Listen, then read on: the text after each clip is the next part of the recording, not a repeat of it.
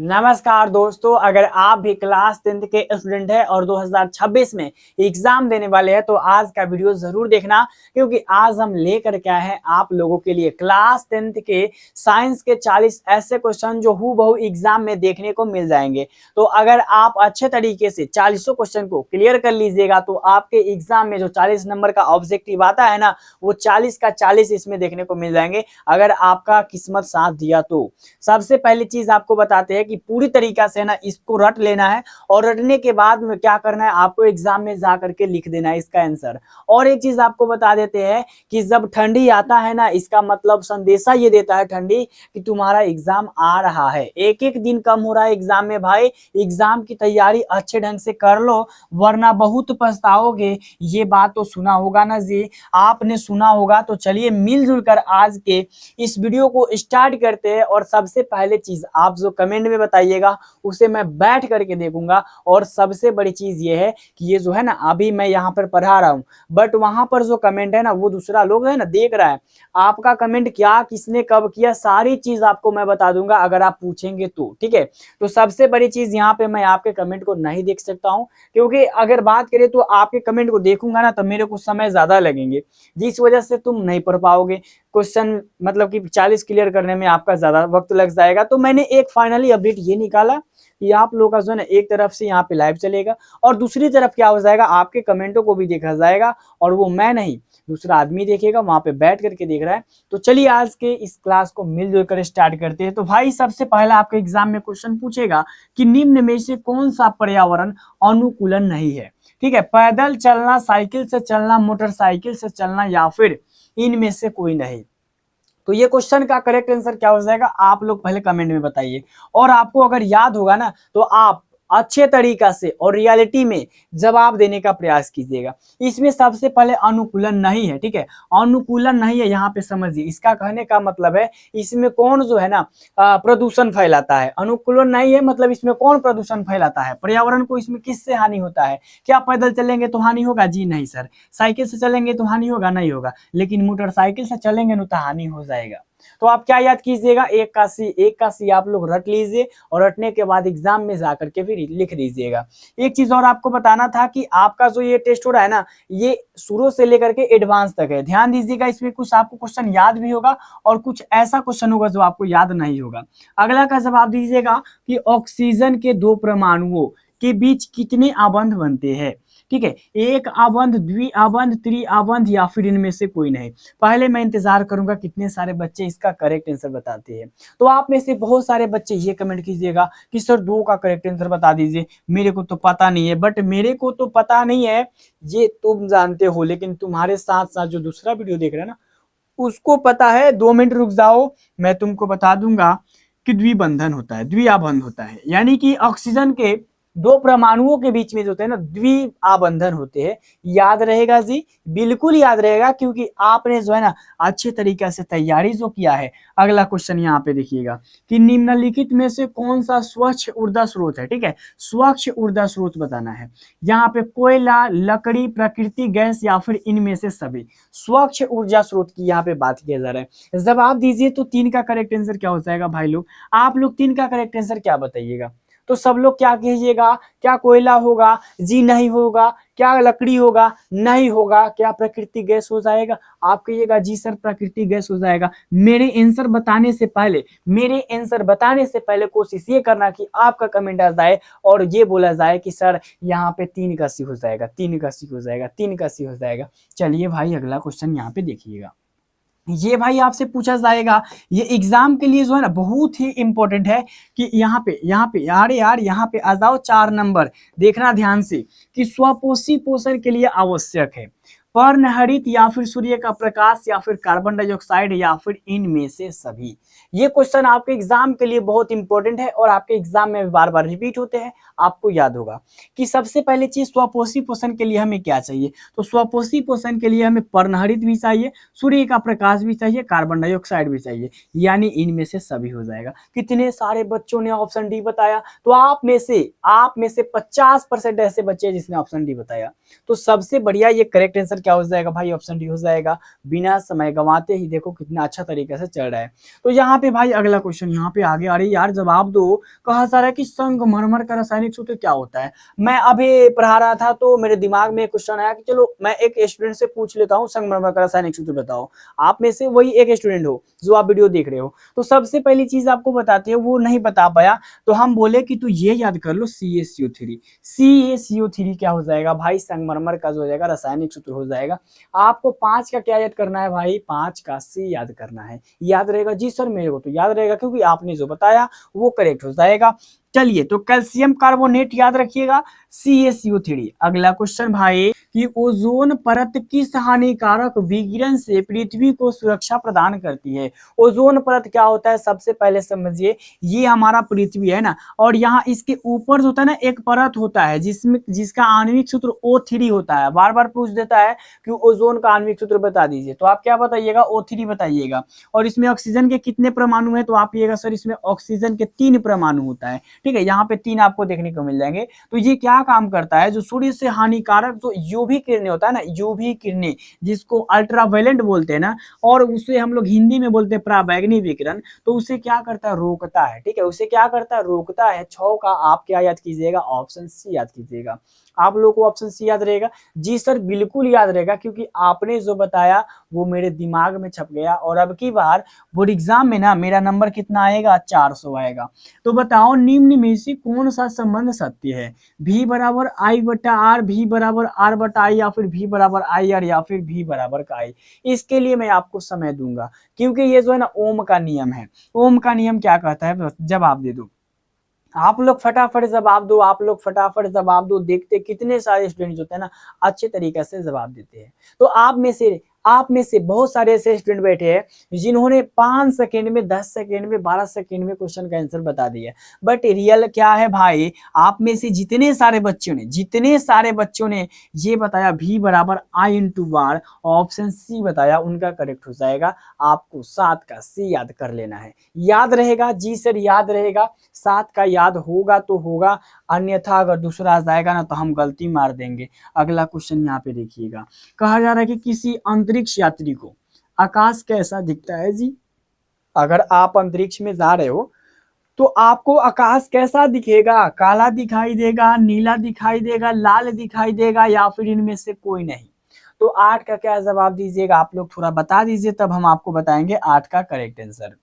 आप में से बहुत सारे ऐसे बच्चे होंगे जो ये कमेंट करेंगे और करके बता रहे हैं कि सर 8 का जो है ना बी हो जाएगा, बी हो जाएगा, बी हो जाएगा। बट रियलिटी तुमको बता देता हूं, याद कर लो कि अंतरिक्ष यात्री को जो है ना, अंतरिक्ष यात्री को जो है आकाश काला दिखाई देता है। एक बार सभी लोग जो है ना कमेंट कर दीजिए 8 का ए, आप लोग फटाफट कर दीजिए 8 का ए, 8 का ए हो जाएगा। चलिए भाई अगला क्वेश्चन यहाँ पे तैयार है। मेरे को तो ये याद है कि किसी लेंस के द्वारा उत्पन्न आवर्धन का SI मात्रक क्या होता है। अब किसी भी लेंस के द्वारा जो उत्पन्न आवर्धन होगा उसका SI मात्रक क्या होता है, क्या भाई मीटर होता है, क्या सेंटीमीटर होता है, क्या मिमी होता है, या फिर मात्रक विहीन होता है। आप में से बहुत सारे बच्चे का कमेंट क्या आएगा, चलिए वेट कर लेते हैं। तो 9 का करेक्ट आंसर क्या जाएगा जी, सब लोग बता दीजिए एक बार मिलजुल कर, 9 का करेक्ट आंसर क्या हो जाएगा। आप में से बहुत सारे बच्चे ने क्या बताया, ऑप्शन सी ऑप्शन डी दोनों बताया। बट याद कर लो भाई, यहाँ पे जिनका ऑप्शन डी है ना, जिनका ऑप्शन डी है मात्रक विहीन, वो करेक्ट हो जाएगा कि लेंस के द्वारा जो उत्पन्न आवर्धन होता है ना जी, उसका जो SI मात्रक होता है ना कुछ भी नहीं होता है। अगर किसी के SI मात्रक कुछ भी नहीं है तो उसे हम कहेंगे मात्रक विहीन, यानी इसका कोई मात्रक नहीं होता है। याद कर लेना। अगला क्वेश्चन आ जाएगा जी कि जैव विविधता का विशिष्ट स्थल क्या है। फसल क्षेत्र, नदी तट, समुद्र तट, या फिर यहाँ पर वन। 10 का करेक्ट आंसर क्या जवाब दीजिएगा जी, जवाब दीजिए। तो सब लोगों का कमेंट का इंतजार कर रहे हैं, यहाँ पे 10 का करेक्ट आंसर बताओ। आप में से बहुत सारे बच्चे जो कंफ्यूज हो जाएंगे, ध्यान से समझिएगा। यहाँ पे कहा जा रहा है कि जैव विविधता का विशिष्ट स्थल, तो जैव विविधता का विशिष्ट स्थल हो जाएगा आपका वन। वन का मतलब क्या होता है जी, जंगल होता है। क्या होता है, जंगल होता है। ये चीज तो आपको पता होगा, नहीं पता होगा भाई रट लो। 10 का क्या याद करना है, ऑप्शन डी याद करना है। एग्जाम में आएगा ना एकदम छाप देना है, और ये क्वेश्चन आपको जाना सुना लग रहा होगा, ये तो पता होगा। अगला जवाब दीजिएगा जी, एल्केन है ना, एल्केन का सामान्य सूत्र क्या हो जाएगा, CnH2n प्लस 2, CnH2n-2, CnH2n या फिर CnHn हो जाएगा। आप में से बहुत सारे बच्चे ये कमेंट करेंगे कि सर ABCD कोई भी हो जाएगा, बट आपको कोई भी याद नहीं करना है। देखिए ध्यान से यहाँ पे, अगर आपका एल्केन रहेगा तो ऑप्शन ए याद कर लीजिएगा, ठीक है, ऑप्शन ए याद कीजिएगा एल्केन के लिए, ये एल्केन का सामान्य सूत्र है। और अगर एल्कीन बोला है ना, एल्कीन बोल दिया ना जी, ए आधा लकीन बोल दिया, तो आपको ये सॉरी करेक्ट आंसर ऑप्शन भी हो जाएगा। समझ रहे हो ना जी, समझ रहे हो। इसके बाद एल्काइन बोलेगा तो कौन सा ऑप्शन होगा, सी की डी, ये आप बताइएगा, वो भी मुझे। तो कब बताइएगा, तो सर कमेंट में बता देंगे, कमेंट में बता देंगे सर, टेंशन क्यों लेते हैं।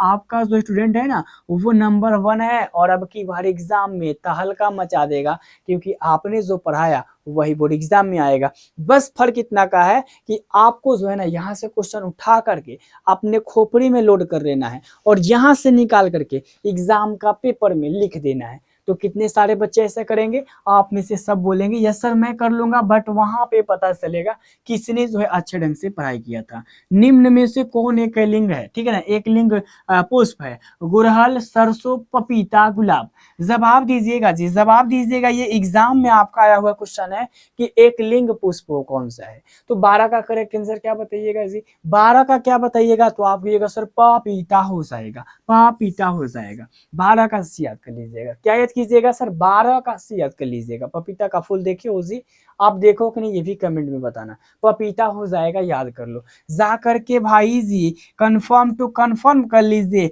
तब ना आप एग्जाम में तहलका मचाइएगा। निम्न में से कौन सा यौन जनित रोग है, ठीक है, यौन जनित रोग यहाँ पे बताना है, कौन जनित, यौन जनित। एक लाइन यहाँ पे अपना जो है ना एक नजर जो है यहाँ पे बैठा लो, यौन यौन जनित बोला जा रहा है, तो 13 का भाई करेक्ट आंसर क्या हो जाएगा।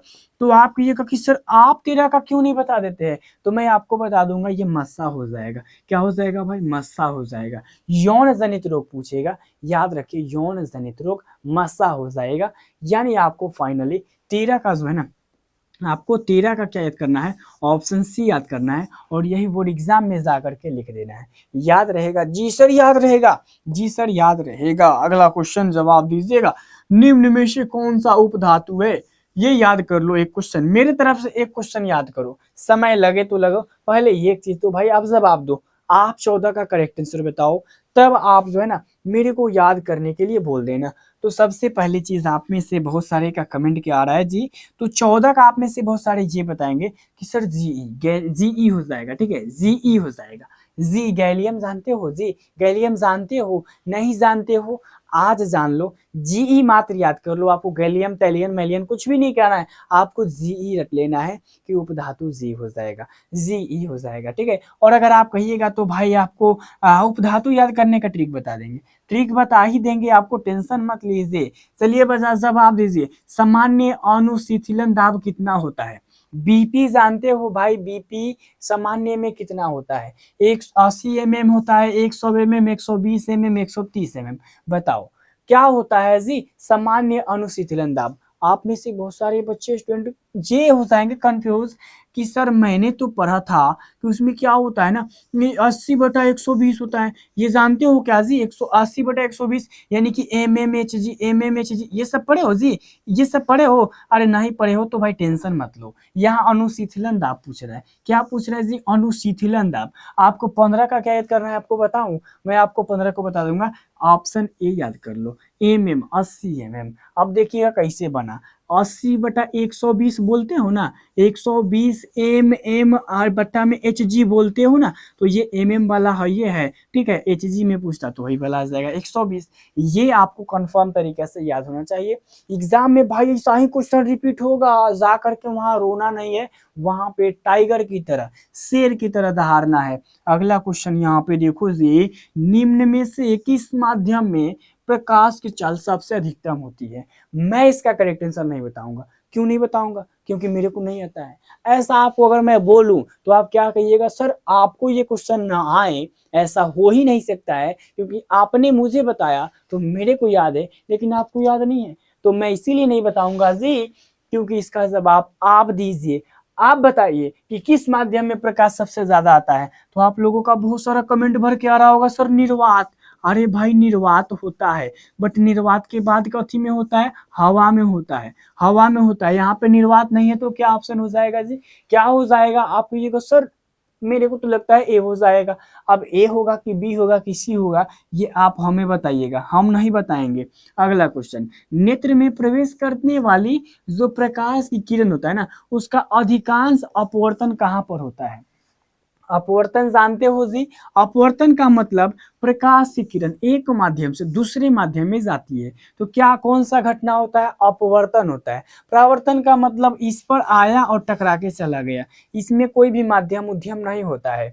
तो भाई मेरे को तो 17 का करेक्ट आंसर बताना है, तो क्या बताऊंगा 17 का करेक्ट आंसर, पहले आप लोग बता दीजिए। तो सबसे पहली चीज आप यहाँ पे समझ लीजिएगा कि नेत्र में प्रवेश करने वाली प्रकाश की किरणें का जो अधिकांश में अपवर्तन होता है ना, वो कर्निया के बाहरी पृष्ठ पर होता है। कर्निया के क्या होता है, बाहरी पृष्ठ पर होता है। और कर्निया किसे कहते हैं ये आप हमें बताइएगा, क्योंकि भाई इतना टेंशन तो बनता है ना आपके एग्जाम के लिए, थोड़ा सा प्रेशर रहेगा तब तो आप एग्जाम में जाइएगा तो एकदम 40 में 40 अरे छाप देना है, मानो कि छापना है वहां पर, यहाँ से क्वेश्चन दिमाग में लोड करना है, वहां जाके अपलोड कर देना है। समझते रहो समझते रहो, अगला क्वेश्चन तैयार है। यहाँ कहा जा रहा है कि पादपों में पाए जाने वाला वृद्धि हार्मोन कौन सा है, जिब्रेलिन, एंड्रेलिन, इंसुलिन या फिर थायरोक्सिन। पादप मतलब बुझते हो जी, पादप पेड़ पौधा हो गया, तो इसमें बताओ कौन सा हार्मोन पाया जाता है। 18 का क्या जवाब दीजिएगा जी, 18 का क्या जवाब दीजिएगा। आप में से बहुत सारे बच्चे बोलेंगे सर ए हो जाएगा, ए हो जाएगा, ए हो जाएगा, ये कमेंट करो जी, ए करो, क्योंकि जिब्रेलिन हो जाएगा। ठीक है, जिब्रेलिन हो जाएगा। 18 का करेक्ट आंसर ऑप्शन ही हो जाएगा। ऐसा मैं कहा कि नहीं होगा, अरे भाई 18 का हो जाएगा। अरे अगला क्वेश्चन सर जी बता दीजिए ना, मेरे को तो इंतजार है 19 का। चलो आ गया, कौन सा अधातु कमरे के तापक्रम पर तरल अवस्था में पाया जाता है। अरे तरल का मतलब क्या होता है, द्रव। द्रव मतलब अब बता देगा, जैसे में पानी, जैसे में क्या हो जाएगा जी, पानी। बताओ कौन ऐसा धातु है, आप में से बहुत सारे बच्चे बोल देंगे। तो बट यहाँ पे एक चीज देखिएगा, यहाँ पे अधातु है। अधातु में क्या बोलना है सबसे पहले बताओ जी, 19 का क्या बताओगे आप लोग, आप लोग 19 का क्या बताओगे। सर अगर अधातु रहेगा नू तो हम मारेंगे ब्रोमीन पर, क्या मारेंगे जी, ब्रोमीन पर। लेकिन सर धातु रहेगा नू, धातु अगर रहेगा, धातु रहेगा तो हम मार देंगे डायरेक्ट आंख बंद करके, किस पे, मर्क्यूरी हो जाए, चाहे पारा हो जाए, चाहे Hg हो जाए। इसमें से हम क्या करेंगे, 19 का ए मारते, जब यहाँ से अ हट जाता तो। लेकिन सर यहाँ पर तो ए है, तो इसीलिए मैं ब्रोमीन मारूंगा। याद रहेगा जी, बिल्कुल याद रहेगा, क्योंकि आप जो है ना छोटा मोटा नन्ना मुन्ना है, याद जरूर कर लेंगे। यहाँ देखिए, निम्न में से किस दर्पण की फोकस दूरी धनात्मक होती है। अरे भाई कौन ऐसा दर्पण है जिसकी फोकस दूरी धनात्मक होती है, और कौन ऐसा दर्पण है जिसकी फोकस दूरी ऋणात्मक होती है, यहाँ पे आज मैं आपको बता दूंगा। और 20 को क्या याद करना पड़ेगा जी, 20 का क्या याद करना पड़ेगा आपको भाई, याद कर लेना पड़ेगा उत्तल दर्पण, क्योंकि उत्तल दर्पण जो होता है ना धनात्मक होता है, इसकी है ना, इसकी फोकस दूरी जो होता है धनात्मक होता है, और अवतल दर्पण का जो होता है ना ऋणात्मक होता है। धनात्मक माने जोड़ वाला, ऋणात्मक माने घटाओ वाला। ये चीज समझिए कि नहीं, आप कहिएगा जी सर समझ गए। अब क्यों होता है, क्योंकि समझिएगा उत्तल दर्पण में क्या होता है, जैसे मान लीजिए कि उत्तल दर्पण अवतल दर्पण आप लोग पढ़े होंगे, तो उत्तल दर्पण में जो प्रतिबिंब बनता है ना, जैसे कि यहाँ पे देखिए, यहाँ पे अगर कोई यहाँ पे उत्तल दर्पण है तो यहाँ पर जो प्रतिबिंब बनेगा तो ये इधर बनता है। लेकिन वही सेम टू सेम अवतल दर्पण में क्या होता है, अवतल दर्पण में क्या होता है कि इधर इधर बनता है, समझ रहे हो ना, इधर ही बनता है, ये पार होकर इधर नहीं बनता है। समझ रहे हो, नहीं समझ रहे हो तो क्या दिक्कत है भाई, ज्यादा समझदार भी मत बनो, बस ये याद कर लो कि अगर पूछ देगा किसकी दूरी धनात्मक होती है तो उत्तल दर्पण की, ऋणात्मक किसकी होती है, अवतल दर्पण की। जवाब देना, इनमें से कौन सा पादप हार्मोन है जी बताइए तो। इंसुलिन है, थायरोक्सिन है, एस्ट्रोडेशन है या फिर साइटोसिन है। और 21 का क्या जवाब दीजिएगा जी, 21 का क्या जवाब दीजिएगा आप लोग बता दीजिए। इसमें पादप हार्मोन क्या पूछ रहा है, पादप हार्मोन पूछ रहा है, तो साइटोसिन भी हो जाएगा। क्या हो जाएगा जी, साइटोसिन भी हो जाएगा। याद आपको कर लेना है, ये आपके एग्जाम में आया था, आपको क्या पता है, आपको पता नहीं है, आपके एग्जाम में पूछा था, ये मंथली एग्जाम दिए थे ना, इसमें ये पूछा था कि बताइए कि इनमें से कौन सा पादप हार्मोन है। चलो ऑप्शन आपको सेम टू सेम देखने को मिल जाएंगे। ठीक है, तो ये कैसा आज का लाइव लग रहा है भाई, जरूर बताइएगा, क्योंकि आप बताइएगा तो हम पर डे लेकर के आएंगे, पर डे लेकर के आएंगे तो एग्जाम में 400 पार से कोई रोक देगा, अब की बार रुकने वाले नहीं है और रुकने के साथ साथ झुकने वाले नहीं है। देखिएगा, रुधिर का कौन सा अवयव रक्तस्राव को रोकने में मदद करता है? ठीक है, अब यहाँ पे रुधिर का कौन सा अवयव है जो रक्तस्राव को रोकने में मदद करता है? देखिएगा, लसिका होता है जी, प्लाज्मा होता है, प्लेटलेटस होता है, या फिर इनमें से कोई नहीं? अरे भाई 22 का करेक्ट आंसर जवाब दो। क्या जवाब दीजिएगा जी 22 का? आप ये मेरे को बता दो ना जी, 22 का क्या जवाब दीजिएगा? सर मैं तो ये जानता था प्लेटलेटस होता है। प्लेटलेटस मैं सुना करता था कि जिसका प्लेटलेटस डाउन हो जाता है वो एकदम मनहुआ जाता है, उसका एनर्जी गायब हो जाता है। जिसका प्लेटलेटस बढ़ जाता है वो एकदम मतलब कि उसका भी मन बेचैन हो जाता है।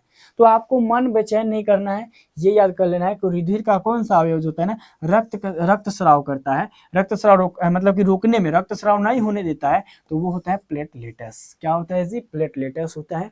ये जानकारी आपको होनी चाहिए। अरे भाई एक चीज बता दो तुम, अरे एक चीज तुम हमको बता दो कि जो आरबीसी होता है ना, आरबीसी, आरबीसी जो होता है इसका पूरा नाम क्या होता है? Red blood cells. अब एक चीज तुम हमको बताइएगा, इसका लाल जो रंग होता है ना, लाल, वो क्यों होता है?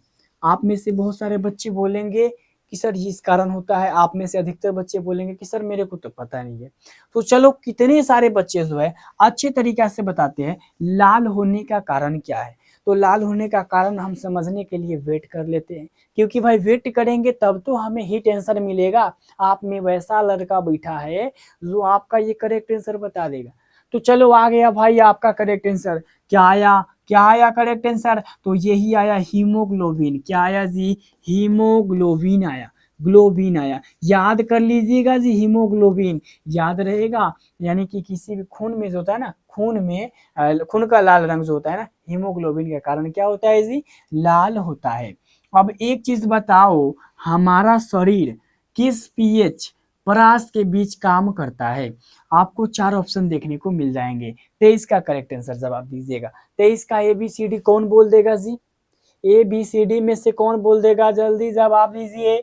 तो हमारे शरीर का जो पीएच मान होता है, हमारे शरीर का जो पीएच मान होता है ना, वो ध्यान दीजिएगा भाई, यहाँ पे एक बार ध्यान दे दीजिएगा। वो 7.0 से लेकर के 7.8 के बीच में काम करता है। यानी हमारे ये शरीर का पीएच मान है। ठीक है, शरीर का है। शरीर के अंदर में जो अम्ल रहता है वो करना है, क्योंकि वहां पे अम्ल रहता है। अम्ल किसे कहते हैं? तो जेकर पीएच मान 7 से कम। क्षार किसे कहते हैं? जेकर पीएच मान 7 से ज्यादा। उदासीन किसे कहते हैं? जिसका पीएच मान 7 हो। इसी से बनता है उदासीनीकरण अभिक्रिया। तो अम्ल मिलेगा, क्षार मिलेगा, अम्ल मिलेगा, क्षार मिलेगा, तो लवण जल बनाएगा, इसे बोलेंगे उदासीनीकरण अभिक्रिया। अगला क्वेश्चन, निम्न में से कौन बौने पौधे को दर्शाता है? बौना पौधा जानता है सब कि नहीं जानता है? बौना पौधा 24 का बताओ तो बौना पौधा का मतलब होता है छोटा छोटा पौधा जो बड़ा नहीं, छोटे में मोटा जाए।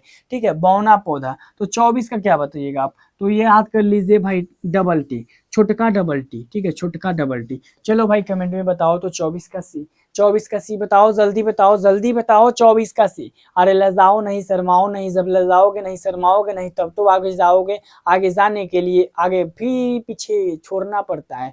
जब यहाँ से आप साहिबगंज जाइएगा नू, यहाँ से साहिबगंज जाइएगा तो साहिबगंज पहुंचने के लिए आपको अपना गांव छोड़ना पड़ेगा। समझ रहे हो जी क्या कहना चाहता हूँ? अरे भाई यहाँ जवाब दो, विभव वलय का उपयोग किस उपकरण में किया जाता है? विद्युत मोटर में, विद्युत जनित्र में, आमीटर में, गैल्वेनोमीटर में? 25 का जवाब आंसर बता दो तो मैं मानूंगा कि आप पढ़ते हो। तो आप में से बहुत सारे बच्चे ये बताएंगे कि सर यहाँ पे ABCD हो जाएगा, बट यहाँ पे देख लो जी, यहाँ पे देख लो, विभव वलय का जो उपयोग जो होता है वो विद्युत मोटर में किया जाता है, विद्युत मोटर में किया जाता है। मोटर जानते हो जी कि नहीं जानते हो? ये भी बता देना। मोटर क्या काम करता है जी? तो ये भी तुम हमको बता दो। यांत्रिक ऊर्जा को किस में बदलता है मोटर? आप बताओ। तो आप कहिएगा सर मोटर जो है यांत्रिक को विद्युत में बदलता है, मेरे को याद है। जनरेटर क्या काम करता है? ये तुम बताएगा, मेरे को तुम ही बताएगा। याद रखना जी, याद रखना, ये क्वेश्चन एग्जाम में आएगा, आप अच्छे तरीके से लिख लीजिएगा। एक और क्वेश्चन भी आपसे, एक और क्वेश्चन ये है कि मैं क्वेश्चन के साथ साथ दूसरा क्वेश्चन इसीलिए चिपका रहा हूँ क्योंकि आपका 40 का 40 को कंफर्म हो जाए, और आप जो है ना, आप जो रुकेंगे नहीं तभी तो किसी के सामने झुकेंगे नहीं। कौन सा परंपरागत ऊर्जा स्रोत है बताओ? परंपरागत ऊर्जा स्रोत का मतलब क्या होता है? परंपरागत स्रोत का मतलब जिसका हम पहले ही से उपयोग करते आ रहे हैं, और एक होता है गैर परंपरागत। ठीक है, गैर परंपरागत का मतलब होता है, गैर परंपरागत का मतलब यहाँ पर होता है जिसका उपयोग हाल फिलहाल में कर रहे हैं। अब एक चीज ध्यान दीजिएगा, पहले तकनीकी तो नहीं था, तो पहले हम लोग क्या करते थे, पवन ऊर्जा हो गया, भूतापीय ऊर्जा हो गया, जैव मात्रा हो गया, ये सारी चीज की अगर हम बात करें तो पहले उपयोग कहाँ पे करते थे, अब तो टेक्निक आया ना, अब टेक्निक आया, आगे बढ़ा। एक चीज और आपको बता देता हूँ, परंपरागत का मतलब समझ लीजिए, परंपरागत का मतलब जल को छोड़कर, सिर्फ जल को छोड़ करके बाद बाकी जो खत्म हो जाए उसे परंपरागत कहेंगे। और यहाँ पे अप गैर परंपरागत का मतलब जो कभी भी खत्म ही नहीं हो। और परंपरागत में आ जाता है हमारा जल, क्योंकि जल का उपयोग हम शुरू से करते हैं, तो जल आ जाएगा परंपरागत। बाद बाकी आपका देखने को मिल जाएंगे कोयला वोयला, ये सब बहुत ऐसा चीज हो गया जिसका उपयोग बहुत पहले से हो रहा है, तो वो परंपरागत हो जाएगा। और अभी अभी देखिएगा ना 26 का, पहले मैं आपको करेक्ट आंसर बताता हूँ। यहाँ पे जैव मात्रा, बायोमास जानते हो जी, बायोमास जानते हो, बायोमास, इसका भी उपयोग पहले से आता जा रहा है। तो ये सारी चीज आपको जानकारी बेसिक आना चाहिए, नहीं आ रहा है कोई बात नहीं है जी, कोई बात नहीं है, याद कर लो 26 का पहले ही, बाद में मेरे को कहना कि सर मेरा इतना करेक्ट हो गया। कौन सा हाइड्रोकार्बन सबसे सरल यौगिक है? Methane, ethane, propane, butane. 27 का क्या जवाब देगा तुम? 27 का क्या जवाब देगा बोलो? मैं आपको रटवाया हूँ जी, मेथेन, एथेन, प्रोपेन, ब्यूटेन, ये सब बोला हूँ ना, याद कर लो, मेथ, प्रो, बट, पेन, ये सब याद कर लो। अब मेरे को तो याद है तो मैं इतना फास्ट बोल रहा हूँ। और ये वीडियो का जो है ना, वीडियो का जो लेंथ है ना, मैं आपको रियलिटी बता रहा हूँ, ये 1.1 चाहे 1.2 1.3 अगर आप सोचिएगा ना, तो सर ये इस चक्कर में नहीं रहिए। लाइव का मतलब जानते हो ना, कितना जोर से बोल रहा हूँ, कितना कैसे बोल रहा हूँ, ये सारा चीज आपको पता चल रहा होगा। तो सबसे पहले चीज देखो, सबसे पहले आता है मीथेन, तो मीथेन यहाँ पे हो जाएगा सबसे सरल यौगिक हो जाएगा। मजा आ रहा है कि नहीं ये बता देना, मजा आएगा तब तो पढ़ने में और आसान लगेगा। चालक का प्रतिरोध निर्भर नहीं करता है, चालक की लंबाई पर जी सर निर्भर करता है। अनुप्रस्थ काट के क्षेत्रफल जी सर निर्भर करता है। चालक में प्रवाहित विद्युत धारा और तापमान पर। अब बताइए चालक का प्रतिरोध दोनों में से किस पर निर्भर करता है?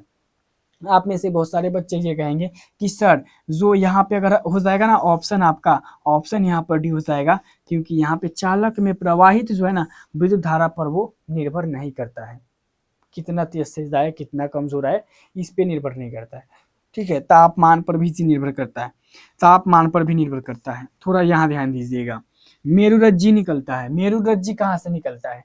ये इस क्वेश्चन को तुम जा करके और मिक्सचर में रख करके घोर करके पी जाओ सुबह शाम करके। 29 का करेक्ट आंसर याद कर लो जी, मैं यहाँ पे आपको बता रहा हूँ ना, 29 का मेडुला से, मेरुरज्जु जो होता है मेडुला से निकलता है। 29 को एकदम घोर के पी जाओ कि मेरुरज्जु जो होता है मेडुला से निकलता है, मेडुला से निकलता है, मेडुला से निकलता है। अभी आप लोग 10 बार बोल दो D D D D D, एक आदमी 10 बार बोलो डी, तब तक मैं इंतजार करूंगा, सब बता दो डी। चलिए देखते हैं कितने सारे बच्चे डी बोल देते हैं। तो आप में से बहुत सारे बच्चे ये बोल रहे हैं सर डी हो जाएगा, डी हो जाएगा, डी हो जाएगा। अरे यार तुमको याद रख लेना है, डी हो जाएगा। चलिए अगला क्वेश्चन तैयार है आपके लिए जी, अगला क्वेश्चन तैयार है, जवाब दो कि निम्न में से कौन उभयलिंगी जंतु है? इसका तो आंसर मैं नहीं भी बताऊंगा ना तो आप जान जाएंगे क्या हो जाएगा, क्या हो जाएगा इसका करेक्ट आंसर, जवाब दीजिए। तो आप लोग जवाब दीजिए एक बार, उभयलिंगी जंतु है, क्या हो जाएगा उभयलिंगी जंतु? आप में से बहुत सारे बच्चे क्या बोल रहे हो, ए। तो मैं अगर भी बोलूंगा तो आप कहेंगे सर गलत है, अभी छोड़ के भाग जाइएगा। तो इसीलिए मैं नहीं बोलूंगा कि यहाँ पे ऑप्शन बी सही हो जाएगा, ऑप्शन बी गलत, ऑप्शन सी गलत, ऑप्शन डी गलत, ऑप्शन ए सही हो जाएगा, क्योंकि केचुआ जो होता है एक उभयलिंगी जंतु होता है। यहाँ पे ए याद कर लेना है। अगला क्वेश्चन यहाँ पे देखिएगा, पूछा जा रहा है कि रासायनिक अभिक्रिया के दौरान किसी भी पदार्थ में ऑक्सीजन का योग क्या कहलाता है? तो ऑक्सीजन का योग क्या कहलाता है समझिए, किसी भी रासायनिक अभिक्रिया में अगर ऑक्सीजन आए, ध्यान दीजिएगा, अगर उसमें ऑक्सीजन आए 31 का यहाँ पे देख लीजिए, तो उसे हम बोलेंगे उपचयन। क्या बोलेंगे? उपचयन। ऑक्सीजन यहाँ पे आएगा, यहाँ पे क्या कहा जा रहा है, ऑक्सीजन अगर आएगा तो उपचयन, ऑक्सीजन जाएगा तो अपचयन, ऑक्सीजन जाएगा तो अपचयन और ऑक्सीजन आएगा तो उपचयन। याद होना चाहिए, मतलब सिंपल समझ लीजिए, और रहेगा तो मतलब जाएगा, ऊ रहेगा तो मतलब आएगा, यानी पहले जाएगा तब आएगा, समझ रहे हो, पहले जाएगा तब आएगा, याद रखना। यहाँ पे चिपको आंदोलन किस राज्य की जल संग्रह व्यवस्था है? हिमाचल प्रदेश, तमिलनाडु, केरल या फिर कर्नाटक? आप क्या जवाब दीजिएगा? आप इसमें ऑप्शन ABCD कुछ नहीं बोलिए, हम एक ऑप्शन बना रहे हैं अपने से, ऑप्शन ई। ठीक है, ऑप्शन ही क्या बनाएंगे आप? क्या बनाएंगे? झारखंड, उत्तराखंड बना देंगे जी। उत्तराखंड बता दो, उत्तराखंड कौन ऑप्शन सही हो जाएगा? उत्तराखंड बता दो कौन ऑप्शन सही हो जाएगा। चिपको आंदोलन कहाँ से हुआ था, आप लोग बताइए। अगर इसमें भी और गड़बड़ी है तो लो आपको ऑप्शन F बता दी। ऑप्शन F मतलब इनमें से कोई नहीं। क्या आंसर आएगा आपका? क्या आंसर आएगा? मैंने तो देख लिया आपका आंसर क्या आया। आपने जो आंसर किया वो करेक्ट हो जाएगा। उत्तराखंड हो जाएगा जी, उत्तराखंड हो जाएगा का कि नहीं होगा, यो तुम सब जवाब दे देना, क्योंकि आप पर भरोसा नहीं है, आप गलत भी बता सकते हो का, ऐसा नहीं है जी। जब आप पर विश्वास नहीं रहता तो मैं 4-5 क्वेश्चन जो उधर दिया हूँ ना, सबका सोल्यूशन बताता। मैं एक वीडियो में 5 क्वेश्चन आपको पूछता हूँ, आपको बोलता हूँ ना कि आपने वो कंप्लीट किया कि नहीं, आपको देता हूँ ना 5 क्वेश्चन याद, इसीलिए देता हूँ यार, क्योंकि मेरे तुम्हारे ऊपर जो है ना मेरे बहुत विश्वास बना हुआ है कि तुम याद करते हो, पढ़ते हो, तब देता हूँ। ठीक है, दांत को साफ करने के लिए दंतमंजन क्या होता है? अरे भाई देखो, दंतमंजन जो होता है क्षारीय होता है। ठीक है, दंतमंजन जो होता है क्षारीय होता है, याद कर लीजिएगा। यहाँ पे 33 आ जाएगा। अरे भाई 32 नहीं था काजी? अरे यार 32 तो हाँ हो गया, 32 33 क्या हो जाएगा? तो क्षारीय हो जाएगा, क्योंकि हम लोग जो है ना रात को सोते हैं तो जो HCl अम्ल होता है ना, वो बाहर मतलब कि यहाँ पे आ जाता है, मुंह में आ जाता है और थोड़ा अम्लीय माध्यम हो जाता है, जिस कारण से हम लोग ब्रश करते हैं, क्षार उसमें लगाते हैं, क्षार जाता है, उदासीन बन जाता है, फिर हम लोग का जो मुंह हो जाता है वो साफ हो जाता है। समझ रहे हो? क्लोरीन की परमाणु की 22वीं कक्षा में इलेक्ट्रॉन की संख्या कितनी होती है? अब क्लोरीन देखिएगा, क्लोरीन क्लोरीन मतलब Cl। अब Cl क्लोरीन के 22वीं कक्षा में कई इलेक्ट्रॉन होता है जी? अब एक चीज ध्यान दीजिएगा, यहाँ पे 34 का करेक्ट आंसर मैं पहले आपको बता देता हूँ, 7 गो होता है। ठीक है, 7 गो होता है, लेकिन यहाँ ध्यान दीजिएगा, किसी भी परमाणु के, ठीक है ना, मान लीजिए ये परमाणु हो गया और ये किसी भी परमाणु के 22वीं कक्षा में उपस्थित इलेक्ट्रॉनों की संख्या को, ठीक है ना, इलेक्ट्रॉनों की संख्या को क्या बोलते हैं? संयोजकता बोलते हैं। क्या बोलते हैं जी? संयोजकता बोलते हैं, संयोजकता बोलते हैं। संयोजकता मतलब पूछते हो ना कि किसी भी परमाणु के 22वें सेल में उपस्थित इलेक्ट्रॉनों की संख्या को संयोजकता बोलेंगे। जैसे क्लोरीन का 7 है ना, तो संयोजकता कितना हो गया? क्लोरीन का 7 हो गया। ठीक है, अगला क्वेश्चन, अगला जी क्वेश्चन आ गया कि ठीक है, किसी कोष में इलेक्ट्रॉन की अधिकतम संख्या कितनी होती है? देख लीजिए, अब इसी तरीका से जो ना रूल बनता है कि पहला कोष में n1 रहेगा कि 2n² 3n² मतलब 4n³ किस तरह से रहता है अधिकतम संख्या, जवाब दीजिएगा। तो यहाँ पे आप 35 का भाई ये रट लो, 35 का आपको ये रट लेना है, ऑप्शन बी 2n²। मतलब अगर पहला कक्षा में है तो 2 n की जगह 1, तो 2 का 1 का स्क्वायर 1 यानी 2 का 2। दूसरा कक्षा में क्या वो रहेगा? तो 2 रखेंगे, 2 का स्क्वायर मतलब 2 दूना 4 दूना 8। ठीक है, अब यहाँ पे 2, यहाँ पे 3 रखेंगे तो 3 का स्क्वायर 9, 9 दूना कितना हो जाएगा भाई? 18। यानी पहला में 2 गो रहेगा, दूसरा में 8 गो रहेगा, तीसरा में 18 गो रहेगा। इसी प्रकार से ये सब चीज निकल जाएगा, तो 2n² हो जाएगा। अगला क्वेश्चन ये पूछेगा एग्जाम में, निम्न में से किस धातु का गलनांक सबसे कम होता है? सबसे कम गलनांक किसका होता है जी? 36 का करेक्ट आंसर बता दो। तो आप क्या बोलिएगा जी? 36 का करेक्ट आंसर।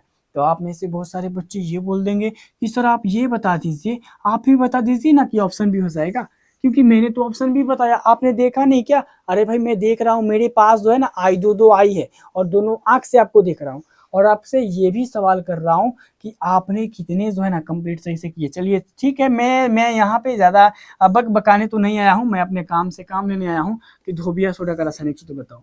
धोबिया सोडा का रासायनिक सूत्र, धोबिया सोडा कहे चाहे कपड़े धोने का सोडा कहे चाहे धोने का सोडा कहे, ये सब का अगर रासायनिक सूत्र पूछे ना, Na2CO3N2 ये याद कर लेना। खाने का सोडा पूछे ये याद कर लेना। ठीक है, खाने का पूछे, खाने का सोडा NaHCO3 सोडियम बाइकार्बोनेट, इसे कहेंगे सोडियम कार्बोनेट। क्या कहेंगे जी? Sodium carbonate. अगला क्वेश्चन यहाँ देखिएगा, ये पूछ देगा एग्जाम में कि जवाब दीजिए, वायुमंडल प्रकाश का कौन सा रंग अधिकतम जो प्रकीर्णित करता है? अब वायुमंडल प्रकाश का कैसा रंग को सबसे ज्यादा प्रकीर्णित करता है?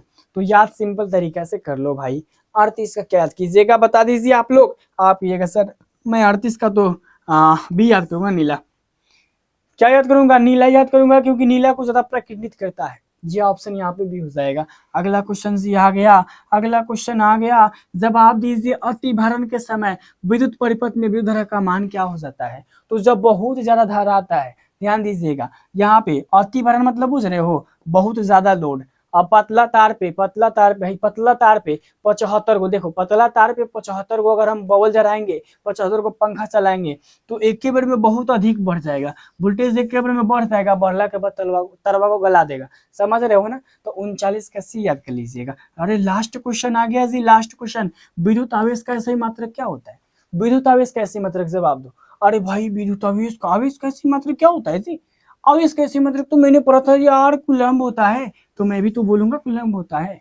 आई होप कि आज का ये 40 क्वेश्चन आपको कंप्लीट तरीका से समझ में आया होगा। अगर मन है तो आप हिंदी का भी टेस्ट दे दीजिए, क्योंकि हिंदी का भी आपके लिए 20 ऐसे क्वेश्चन लाया हूं जो कि चैप्टर से, एक चैप्टर में वही 20 क्वेश्चन कंप्लीट करना है। तो आप सब बताओ, क्या मैं मात्र 2 मिनट के बाद आपका हिंदी का क्लास स्टार्ट कर दूं? आप बस ये बता दो यस या फिर नो, क्योंकि आपके विचार से हम चलेंगे, क्योंकि क्वालिटी आपको देखना है, क्वांटिटी आपको देखना है। बट मेरा काम यहाँ पर क्या है जी? आना और अच्छे अच्छे क्वेश्चन पढ़ाना जो सारे के सारे लड़ जाए। तो आप तब तक कमेंट करके बताइए, तब तक हम आपसे एक और बात पूछ लेते हैं। सबसे बड़ी बात आपको बताते हैं, अगर आप अभी से लेकर के, सही तरीका बता रहा हूँ, अभी से लेकर के अगर एग्जाम के टाइम तक ले सारा ऑब्जेक्टिव क्लियर किया ना, तो आपका 400 से कम तो कोई नहीं रोकेगा, क्योंकि वही लड़का अभी से तैयारी करेगा और अभी टेस्ट देगा जिसका सब्जेक्टिव जो है ना 50% क्लियर है। जब सब्जेक्टिव 50% क्लियर है तो भाई ऑब्जेक्टिव 100% क्लियर क्यों नहीं होगा? अगर आपका इसमें मिनिमम 200 नंबर आ जाएगा ना, तो 200 नंबर आपका जरूर आ जाएगा भाई, जरूर आ जाएगा, ये मैं गारंटी देता हूँ। तो हिंदी का टेस्ट दो और मिलते हैं 2 मिनट के बाद। 2 मिनट के बाद जरूर आना अगर एग्जाम में पास होना है तो मिलते हैं इसी के साथ नेक्स्ट वीडियो में। तब तक के लिए जय हिंद, जय भारत।